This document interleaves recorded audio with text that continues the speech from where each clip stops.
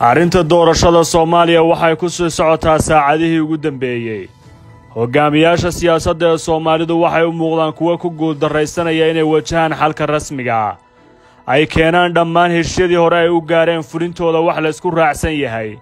sidaas oo kale kala tabashada ama caqabadaha ay kala qabaan waa kuwa sii kala durkaya.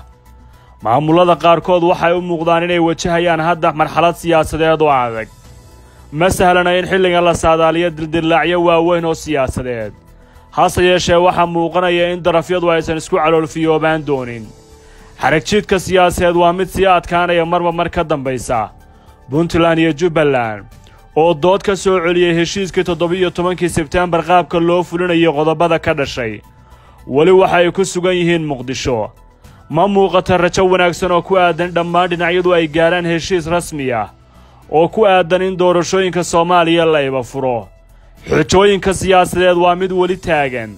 waxaana Puntland iyo Jubbaland ay codsanayaan in kulanka wali laga qaybgeliyo qaar ka mid ah madaxdii hore ee dawladda federaalka Soomaaliya gaar ahaan madasha midowga musharaxiinta iyo guddoonka aqalka sare.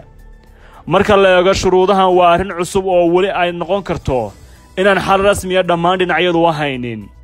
31 Maarch oo shalay ku beegnayd labada maamul waxa ay soo saareen qoraal ka koobnaa 2 bog. waxa uu muuqday macsalaamaynta Muqdisho. hase yeeshee hanaanka loo baxaya waa mid u baahan dhammaan dhinacyadu inay heshiis rasmi ah gaaraan maahane.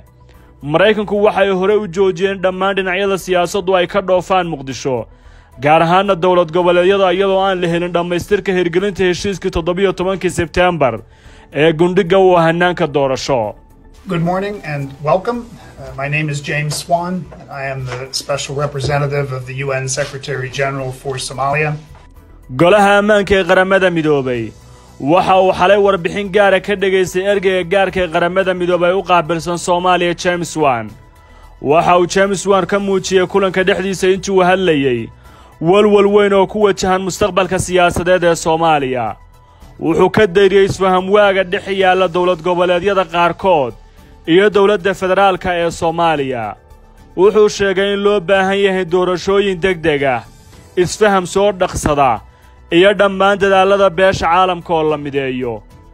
Golaha Ammaanka ee Qaramada Midoobay waxa uu muujiyay sida loogu baahan yahay in la hirgeliyo heshiiskii 17 Sebtembar iyo afgaradkii Baydhabo in la saxiixo. waxaana ay sheegeen dhammaan dhinacyadu ay tahay inay dadajiyaan hannaan doorasho oo la isku raacsan yahay sida ugu baqsaha badanna lagu hirgeliyo. Golaha Ammaanku waxa uu 12 bishii aynu ka soo gudubnay ee Maarch ugu baaqay dawlad goboleedyada iyo dawladdu inay qabtaan doorashooyin xor ah, lagu kalsoonaan karo, cadaalad ah loona dhan yahay, iyadoo la raacayo heshiiskii 17 Sebtembar. waxa ay ka digeen dib u dhac heshiiskaasi ku yimaada.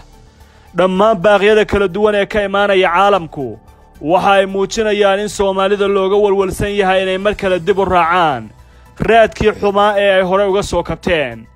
balaayiin dollar ayay deeq-bixiyaasha caalamigu ku bixiyeen dib u dhiska Soomaaliya oo ay ka mid tahay la dagaalanka argagixisada. hase yeeshee hogaamiyaasha Soomaalidu waxay u muuqdaan kuwa ismoogaysiinaya xaaladda rasmiga ee waqtigan ay Soomaaliya wajahayso.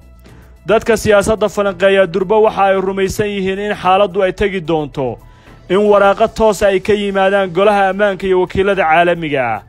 waxa laga soo gudbay maalmo adag oo siyaasadeed. hogaamiyaasha Soomaalidana waxa sugayay inay gaaraan heshiis rasmi ah iyo xal lagu gaaro hanaanka doorasho. saddexda dawlad goboleed ee Galmudug, Hirshabeelle iyo Koonfur Galbeed oo xalay kulmay ayay wararku sheegayaan inay isla qaateen in mar kale ay raadiyaan dhadiiqada wada hadalka.